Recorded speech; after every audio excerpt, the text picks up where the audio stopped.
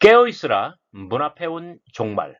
마가복음 13장 마지막에는 그 원시 그리스도교 묵시적 종말론의 진수라고 표현할 수 있는 그러한 내용이 출현합니다.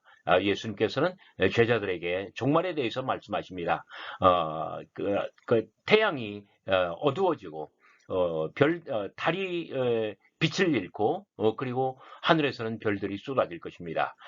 천체 하늘의 권능들이 통째로 흔들릴 것이고 그리고 또 말씀하십니다. 종말은 문 앞에 와 있다. 그렇다면 우리는 하나님 나라의 문턱, 문지방 앞에 와 있는 것이에요. 그리고 말씀을 듣는 제자들, 그리고 말씀을 읽는 우리들은 어떤 천국의 문지기가 되고 있습니다. 문지기가 할 사명은 무엇입니까? 주인이 올 때를 대비하면서 깨어서 기다리는 것입니다. 자, 이것이 어떤 묵시적 종말론의 어떤 윤리, 종말 윤리로 발전하고 있는 것이죠. 자, 그렇다고 한다면 마태와 마가복음에, 누가복음에서는 또 어떻게 변형되는지 저와 함께 그 변화의 추이를 살펴보도록 하겠습니다. 자, 세 페이지로 구성했습니다. 그 첫 번째 페이지입니다. 해, 달, 별, 그리고 사람의 아들, 인자입니다. 마가복음 본문 먼저 보시죠.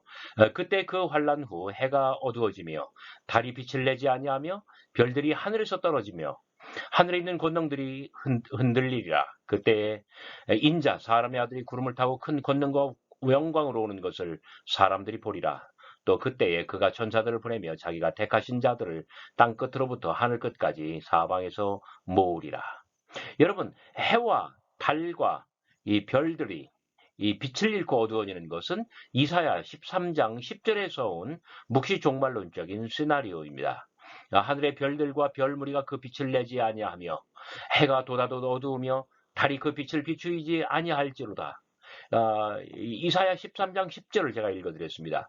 묵시적 종말론에서 태초에 흑암으로 그러니까 창조 이전에 그 흑암으로 돌아가는 것을 뜻합니다. 여러분 마가복음의 예수 이야기에서도 어떻습니까? 예수님 운명의 순간 금요일 제6시에 해가 빛을 잃고 있죠. 자, 25절 말씀 보면은 별들이 하늘에서 떨어지며 자, 별들이 떨어지고 권능들이 흔들리는 것. 자, 하늘의 그 어떤 그 몸체, 천체 전체가 흔들리는 것도 마찬가지입니다. 이사야 34장 4절에서 왔습니다. 하늘의 만상이 사라지고 하늘들이 두루마리 같이 말리되. 여러분 뭐 하늘이 두루마리 같이 뭐 이런 찬송도 있잖아요. 유대 묵시문학에서 별은 하늘 보좌에서 나라들을 대표하는 천사들로 표현됩니다. 우주적 드라마는 하늘 권능들의 흔들림에서 절정에 도달합니다. 자, 이상은 지상의 모든 부정한 권력과 제도들이 종식될 것을 가리키는 그러한 말씀입니다. 26절. 그때 사람의 아들이 구름을 타고 큰 권능과 영광으로 오는 것을 사람들이 보리라. 어떤가요? 그, 그, 자, 이런 그 하늘의 징조가 있은 다음에 사람의 아들이 구름을 타고 큰 권능과 영광으로 오신다고 합니다. 마지막으로 27절 그러면은 그가 천사들을 보내서 당신을 택하는 신자들을 땅 끝에서부터 하늘 끝까지 사방에서 모은다고 합니다. 자, 이런 그 어떤 마가복음에 나와 있는 묵시 종말론적인 시나리오가 마태복음에서는 어떻게 됐을까요? 자, 24장 29절 보면 그날 환란 후에 즉시 해가 어두워지며 달이 빛을 내지 아니하며 별들이 하늘에서 떨어지며 자, 마태복음은 그러니까 뭐 이 마가복음 여기 있는데 여기도 있고요. 마가복음 비어 있는데 여기도 비어 있고요. 전체적으로 마가복음을 따르는 것 같지만 바로 이 지점에 어떤 즉시라는 그 부사를 집어넣습니다. 그래서 우주적인 재난과 인자의 징조가 거짓 그리스도와 거짓 선지자들의 출현 직후에 있을 것임을 그 바로 앞부분이 뭐냐면 거짓 선지자들 거짓 그리스도 출현이죠. 그 직후에 이러한 어떤 우주적 재난과 인자의 징조가 나타날 것임을 이야기를 하고 있습니다. 자, 마가복음과 마태복음이 공유된 점은 무엇이냐면 거짓 선지자와 임박한 종말론입니다. 차이점이 있다고 한다면 어떤 우주적인 재난과 인자의 징조입니다. 여기 인자의 징조. 자, 그래서 29절 그 후반부를 읽어보면요. 하늘의 권능들이 흔들리리라 하면서 30절 그때의 인자의 징조가 하늘에서 보이겠고, 자, 그때에서 마가복음은 인자가 구름을 타고 여기로 들어가는데, 인자의 징조가 하늘에서 보이겠고 그때 땅의 모든 족속들이 통곡하며, 자, 이 부분을 마태가 첨가한 거예요. 인자의 징조부터 그 다음에 땅의 모든 족속들의 그 통곡. 자, 징조에 대한 제자들의 질문에 대한 마태의 대답은 단순합니다. 거짓 선지자들의 주장은 날조입니다. 유일한 징조, 뭐 다른 많은 징조들이 필요가 없어요. 유일한 징조는 바로 무엇이냐면 인자의 징조, 사람의 아들, 당신 그 자신이에요. 그런 하늘에서 나타날 것입니다. 그리고 구름을 타고 권능과 영광으로 오실 것입니다. 그리고 땅의 모든 족속들이 통곡하며 그는 뭐랄까요? 심판을 한다는 뜻이에요. 마가복음에서는 사람의 아들이 구름을 타고 와서 하는 일은 택하신 자들을 구원하는 것이에요. 그렇다면 거기에 비해서 마태복음은 땅의 모든 족속을 심판하는 이야기를 집어넣었다는 거예요. 그 다음에 그런 큰 나팔 소리와 함께, 여기 큰 나팔 소리도 마태가 추가한 것이네요. 여러분, 큰 나팔은 무엇입니까? 구약 성경에서 큰 나팔 소리는 거룩한 전쟁, 여호와의 나타나심, 그다음에 여호와의 날 심판, 이런 것들을 상징합니다. 사람의 사람의 아들이 나타나는 것 자체가 징조인데, 그런 와서 첫째 심판할 것이에요. 그 다음에 두 번째 큰 나팔 소리와 함께 천사들을 보내서 택하신 자들을 구원하는 것입니다. 자, 이런 것들이 마태복음에서 마가복음으로부터 슬며시 변화된 그런 부분이라고 말할 수가 있습니다. 누가복음은 어떻게 됐을까요? 누가복음은 얼핏 보기에도 큰 변화가 있네요. 1월 성신에는 징조가 있겠고, 1월 성신, 이거 너무 대한민국의 그 무속신앙처럼 보이지 않나요? 뭐 정한수를 떠놓고 비나이다 비나이다 하는 것처럼. 그런데 그 문자적으로 성경 원문을 보니까요, 해와 달과 별들에는 징조가 있겠고, 여기 해, 달, 별들, 그렇잖아요. 여기 해, 그 다음에 달, 그 별들. 마찬가지로 여기도 해와 달과 별들에는 징조가 있겠고, 단순해요. 그런데 이렇게 한꺼번에 나온다고 해서 1월 성신이라고 그렇게 그 개역개정이 번역을 했다고 합니다. 직역하는 게 낫습니다. 해와 달과 별들에는 징조가 있겠고. 그러니까 마가복음 23절을 아주 통째로 축약한 것이죠. 그럼 이 부분은 누가의 추가입니다. 땅에서는 민족들이 바다와 파도의 험한 성난 소리로 인하여 혼란한 중에 곤고하리라. 사람들이 세상에 임할 일을 생각하고 무서워함으로 기절하리니. 자, 마가복음의 이 부분, 그 다음에 여기까지가 다 하늘의 징조라고 한다면, 누가는 하늘의 징조와 맞먹도록 땅의 징조를 추가한 것입니다. 땅의 그 징조를 집어넣었는데, 이것은 뭐냐면 민족들이 막 바다의 성난 파도처럼 막 혼란한 중에 곤고해지고, 그리고 무서워하여 막 아주 혼절하게 되고, 이제 이런 이야기들을, 무시무시한 이야기들을 누가는 집어넣은 거예요. 그 다음에 26절, 사람들은 무서워서 혼절한다. 하늘의 권능들, 어떤 그 천체가 통째로 흔들리고 있기 때문입니다. 바로 그때 사람의 아들이 구름을 타고 권능과 큰 영광으로 오는 것을 보리라. 그 마가와 대체적으로 유사하죠. 마가의 본문을 그대로 따른 것입니다. 28절은 바꾸었네요. 이런 일이 되기를 시작하거든 일어나 머리를 들라.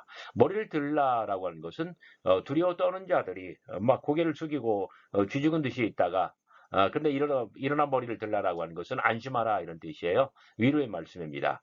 너희 속량이 가까웠느니라 하시더라. 어떤 그 리뎀션, 예수님께서 값을 지불하시고 성도들을 좀 다 구원의 길로 인도하신다는 거예요. 누가복음은 전체적으로 바로 이 앞부분에서 예루살렘이 로마 군대에 포로되고 멸망할 것임을 이야기합니다. 그 다음에 24절까지 그 얘기를 하고요. 25절부터 바로 이 하늘의 징조와 땅의 징조로 연결시키고 있는 것입니다. 자, 이런 것들이 누가복음의 특징이라고 말할 수가 있습니다. 두 번째 페이지는 일명 무화과나무의 비유입니다. 13장 28절부터 32절. 무화과나무의 비유를 들으라, 배우라. 잘못된 번역입니다. 무화과나무에게서 비유를 배우라. 그 가지가 연해지고 잎사귀를 내면 여름이 가까운 줄을 너희가 아나니. 여러분, 마가복음에서 비유가 무엇입니까? 그러니까 마가복음 4장에 보면은 슈퍼 자의 비유를 말하면서 들으라, 그 다음에 보라. 12절, 보기는 보아도 알지 못하며 듣기는 들어도 깨닫지 못하며. 그 다음에 24절, 너희의 듣는 것을 너희가 보라. 이 부분에 대한 저의 유튜브 강의, 마가복음 4장에 대한 저희 유튜브 강의를 참고해 주시기 바랍니다. 자, 비유란 마가복음에서 듣는 것이고 보는 것입니다. 어떤 말씀을 들음으로써 그 말씀이 그려내고 있는 하나님 나라의 비전을 바라보는 것이에요. 그래서 듣다와 보다, 보다와 듣다라고 하는 동사를 마가복음 4장 3절, 그리고 12절, 24절 세 번이나 반복하고 있는 것이에요. 그래요. 마가복음에서 비유는 듣는 것이고 보는 것입니다. 들으면서 출발하여 봄에 이르는 것. 그래서 소리로서 만드는 빛의 예술이라고 했습니다. 그런데 보기는 보아도 잘 보지 못합니다. 듣기는 들어도 깨닫지 못합니다. 그래서 마가복음 두 번째 항해 이야기를 보면은 예수님을 보고 유령이라고 하고요. 내니 두려워 말라. 말씀을 듣고도 막 유령이다 하고 소리를 지르면서 오해하고 어떤 그 베사다로 가지 못하고 게네사렛으로 갔던 거예요. 마가복음 4장에 대한 저의 유튜브 강의 마가의 이야기 극장 마가복음 4장 이야기를 여러분 한번 시청해 주시기 바랍니다. 마가복음에서 비유는 따라서 어떤 이해와 오해의 쟁점에 도달합니다. 자, 그런데 바로 앞부분에서 24절부터였나요? 해와 달이 빛을 잃고 천체가 흔들리며 우주에는 흑암이 지배하게 된다고 합니다. 자, 비유는 어떤 이런 어둠 속에서 하나님 나라의 그 어떤 이미지, 그 그림을 제자들이 볼 수 있는 수단이 될까요? 아니면 보지 못하는 어떤 오해의 수단이 될까요? 무화과나무는 하나의 비유입니다. 근데 바로 그러니까 11장에서 열매 없는 무화과나무는 예수님께 저주를 받고 뿌리째 말라 죽은 적이 있습니다. 예루살렘 성전은 근본까지 파괴될 것입니다. 이 부분에 대해서도 저의 유튜브 강의를 참고해 주시기 바랍니다. 자, 그런데 이 비유, 이 무화과나무는 그러면 어떻게 될까요? 가지가 연하여지고 잎사귀를 내면 여름이 가깝고 열매를 맺게 될까요? 자, 택함받은 자들이 극도로 주의하며 겪어야 할 모든 환난과 핍박은 해산고통, 오딘이라고 했습니다. 해산고통이라고 했습니다. 고통 끝에는 무엇이 잉태할까요? 무화과나무의, 자, 이 본문에서 무화과나무의 어떤 성장과 계절의 변화는 예측 가능성을 전제로 하고 있습니다. 그런데 예수님께서는 또 말씀하십니다. 29절. 이와 같이 너희가 이런 일이 일어나는 것을 보거든 인자가라고 번역을 했습니다만은 아닙니다. 자, 그것이 또는 그가 가까이 곧 문 앞에 이른 줄을 너희는 알라. 제가 여기 자, 그것이 또는 그가라고 제가 고쳤었는데 왜 그런가요? 이르다라고 하는 동사. 이 동사 속에 주어가 들어가 있는데 그 주어는 3인칭 단수예요. 그런데 그 사람이면 그가가 되고요. 사물이면 그것이 돼요. 이 동사 앞에 이 문장에 29절에 son of man, 호이오스 투 안트로프 이 말은 결코 존재하지 않습니다. 다만 이르다라고 하는 동사 속에 어떤 3인칭 단수가 주어로 숨어 들어가 있는데 그것은 그것이라고 번역을 해도 되고 그가라고 해도 됩니다. 그가로 했을 때는 인자, 사람의 아들이 될 수도 있어요. 그래서 이렇게 번역을 한 것 같아요. 그런데 어떤 그것이라고 하면 그 재난, 종말, 하나님의 나라가 될 수도 있습니다. 바로 그래서 이렇게 하는 것이 더 낫다고 하는 거예요. 자, 그것이 가까이 곧 문 앞에 이른 줄 너희는 알라. 자, 여기 여름이라고 하는 말은 뚜로스, 그 다음에 문이라는 말은 뚜라. 여기 테로스, 뚜라. 그 테로스가 가깝고 뚜라가 가깝고 이런 제가 밑줄 친 부분에는 어떤 워드 플레이가 있습니다. 그다음에 제가 너희는 아나니, 너희는 알라 가로로 처리해서 이 말을 집어넣었습니다만은 여기 아나니 그다음에 알라 여기는 그 평서문 이고 여기는 명령문입니다. 그런데 그 기노스케테 여기도 기노스케테 여기도 기노스케테 그런데 이 기노스케테 속에 두 번 다 2인칭 복수가 들어가 있어요. 그래서 바로 이 부분 밑줄 친 이 부분은 기노스케테 호티 앵구스토 테로스 에스틴 you recognize 또는 you know that the summer is near 그런 뜻이에요. 그다음에 여기는 너희는 알라 you gnoscete hoti angus esin epi thurias 동일하게 기노스케테 호티 여기서 아주 어마어마한 워드 플레이, 어떤 병행 구문이 발생하고 있다는 점을 여러분 기억해 주시기 바랍니다. 30절 내가 진실로 너에게 말하노니 이 세대가 지나기 전에 이 일이 다 일어나리라. 자, 30절은 인류의 세대가 다 지나가기 전에 그것이 반드시 올 거예요. 그것 어떤 것? 바로 이것입니다. 31절 천지는 없어지겠으나 근데 여기도 그냥 하늘과 땅은 없어지겠으나 이렇게 하는 것이 더 좋아요. 왜냐하면 바로 앞본문에서 1월 성신보다는 그 해와 달과 별들 그렇게 했잖아요. 여기서도 그냥 각각 이야기하는 것이 좋습니다. 하늘과 땅은 없어지겠으나 내 말은 없어지지 아니하리라. 이게 굉장히 아주 무시무시한 말입니다. 해와 달이 빛을 잃고 우주에는 어둠만이 있을 것입니다. 바로 그런 의미에서 하늘과 땅은 없어질 것입니다. 과연 무화과나무에 깨달을 수 있을까? 하늘과 땅이 없어져요. 무화과나무의 어떤 비유, 무화과나무의 그 미래에 대한 그림을 제자들이 어떤 확실하게 볼 수 있을까요? 그러나 사람의 아들은 하늘에서 내려와 당신이 택한 자들에게 말씀하실 것입니다. 바로 그 말씀, 내 말은 없어지지 아니하리라. 자, 이 굉장히 30절과 31절은 우리 마가복음 4장과 관련해서 우리가 생각할 점이 굉장히 많은 부분이에요. 왜 그럴까요? 비유란 뭐라고 그랬어요? 소리를 듣고 어떤 그 그림을 그려내는 거예요. 그래서 들음에서 출발하여 봄에 이르는 거예요. 그래서 마가복음에서 비유란 소리로서 만드는 이 비유 어떤 빛의 예술이라고 말할 수가 있어요. 자, 이게 하늘에서 태양과 달이 빛을 잃고 어떤 천지가 태고의 흑암으로 돌아갈 때에 그러나 말씀이 있으면 됩니다.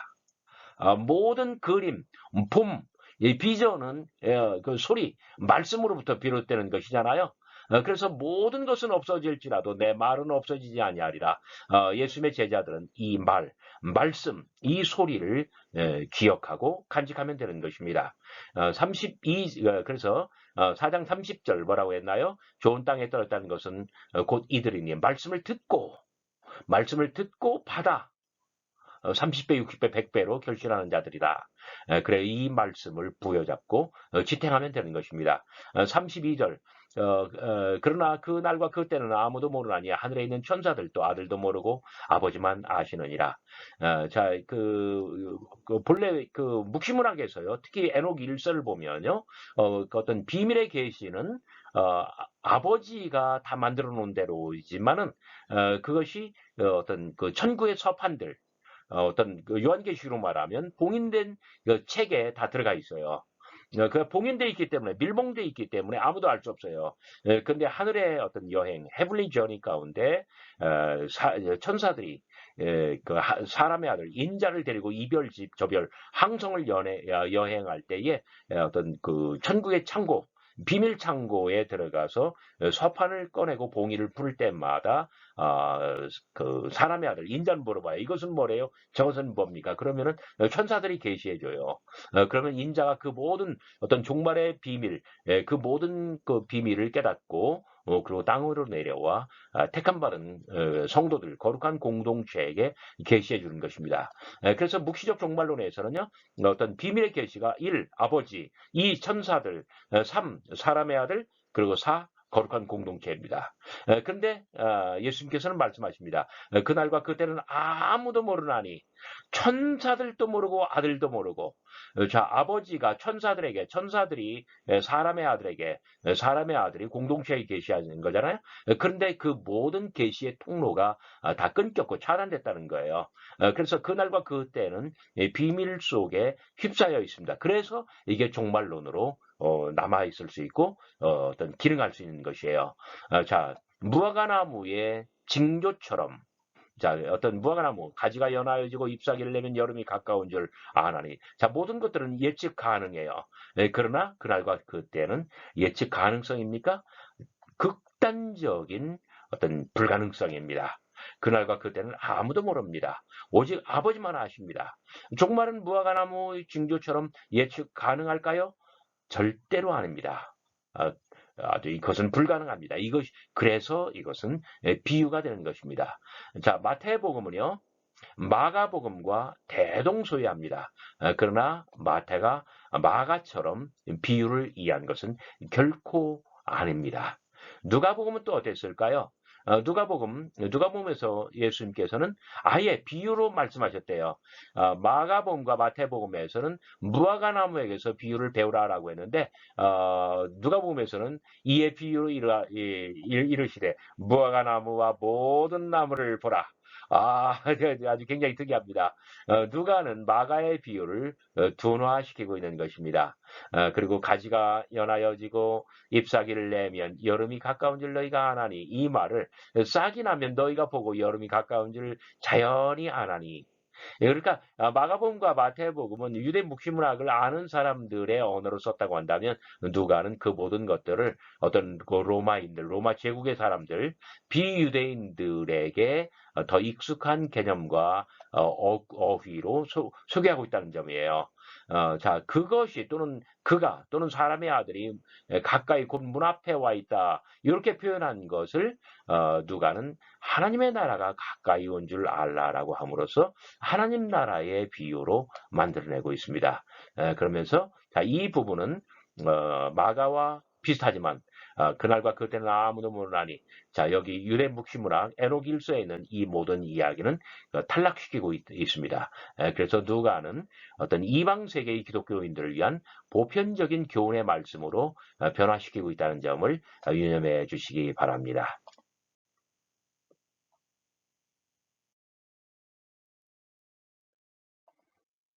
묵시적 종말론의 마지막 페이지는 문지기의 비유, 종말 윤리입니다.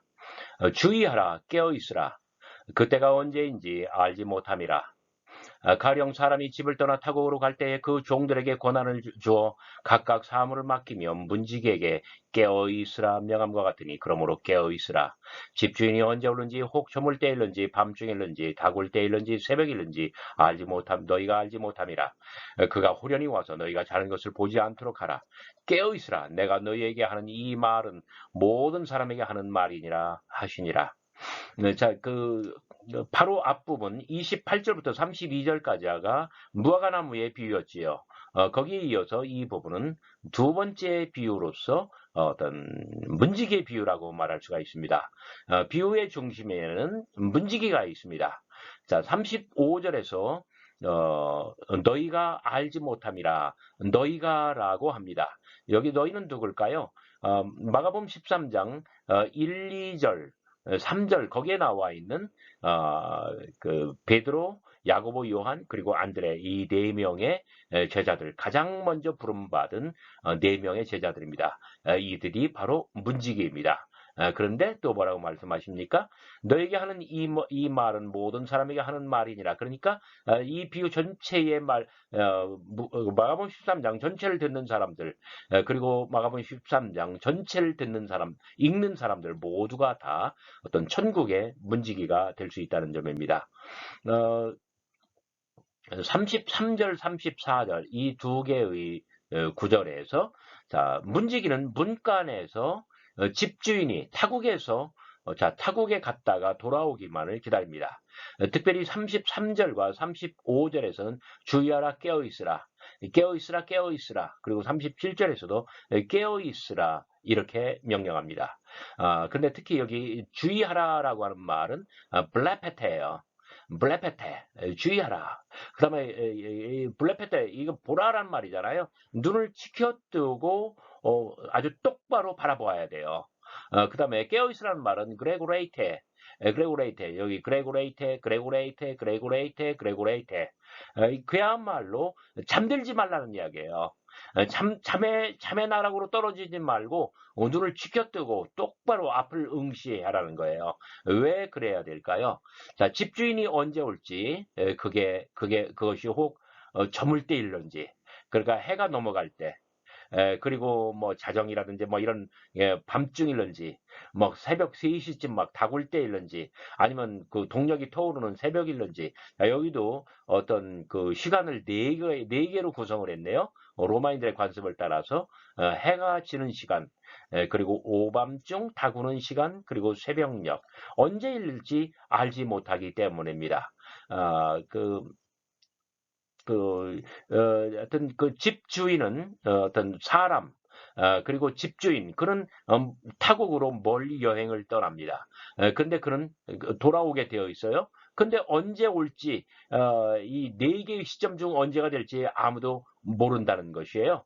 그런데 이 때에 관한 모든 것들은 어떤 그 재난의 때, 그다음 혹은 뭐 그 해산고통, 큰 환란, 뭐 이제 이런 것들로 이렇게 표시가 됩니다. 해와 달이 빛을 잃는 어둠은 인식이 잠드는 시간, 그래서 무엇을 보지 못하는 시간, 오해와 무지의 시간입니다. 더욱이 대종말의 때는 위기가 덮치는 그러한 그 어떤 절체절명의 시기입니다. 문지기는 문을 걸어 잠그고 재난이 들어가지 못하도록 문간에서 막아야만 합니다. 주인은 문지기가 문을 굳게 걸어 잠근 바로 그때 돌아올 것입니다. 하지만 문지기는 깨어 기다리다가 주인이 오면 얼른 알아보고 문을 열어주어야만 합니다. 이것이 바로 문지기의 사명입니다. 37절에서 그 예수께서는 말씀하십니다. 네 명에게 하는 말이 모두에게 하는 말이다. 그러므로 모든 독자들은 깨달을진저 깨어 주의하는 문지기가 되어 좋고 나쁜 모든 것들의 출입을 통제해야만 됩니다. 나쁜 것은 막고 어떤 집주인은 들어가도록 하고 자 그래서 네 명의 제자들은 어떤 천국의 문지기의 사명으로 그 사명을 받습니다. 근데 4명뿐일까요? 나머지 9명의 그 직계 제자들, 그리고 마가 공동체, 그리고 오늘 마가복음을 읽는 모든 사람들이 바로 이 천국의 제자들이라는 점입니다. 그런데 놀라운 것은요, 겟세마네 동산에서 예수님께서는 바로 이 명령을 여러 번 주셨어요. 그런데 제자들은 잠들었고요. 그리고 알지 못했습니다. 이런 것들이 그러니까 해와 달이 빛을 잃고 하는 것이 예수 운명의 순간에 구현되었고 근데 또 겟세마네 동산에서 깨어있으라는 명령을 제자들이 지키지 못했고 자 이런 것들이 예수의 죽음과 관련해서 어떤 종말론적인 이야기로 흘러나가는 것을 여러분 지켜보시기 바랍니다. 자 마태복음과 누가복음 마태복음 벌써 25장이죠. 누가복음 12장, 19장이죠. 그러니까 마가복음 13장의 병행은 마태복음 24장이고 누가복음 21장인데요. 그런데 이런 이야기가 통째로 빠지면서 어떤 그 달란트의 비유, 그리고 문화의 비유에 어떤 흔적을 슬며시 남기고 있습니다. 마가복음에만 이 마지막 종말 윤리가 그대로 남아 있고 마태복음에도 있기는 하지만 준비하고 있으라 이런 말들, 깨어 있으라 이런 말들. 그러나 마태복음과 누가복음에서는 자리를 어떤 이탈하여 다른 부분에 나타난다는 점을 여러분 기억해 주시기 바랍니다. 여러분 끝까지 잘 들어주셔서 대단히 감사합니다.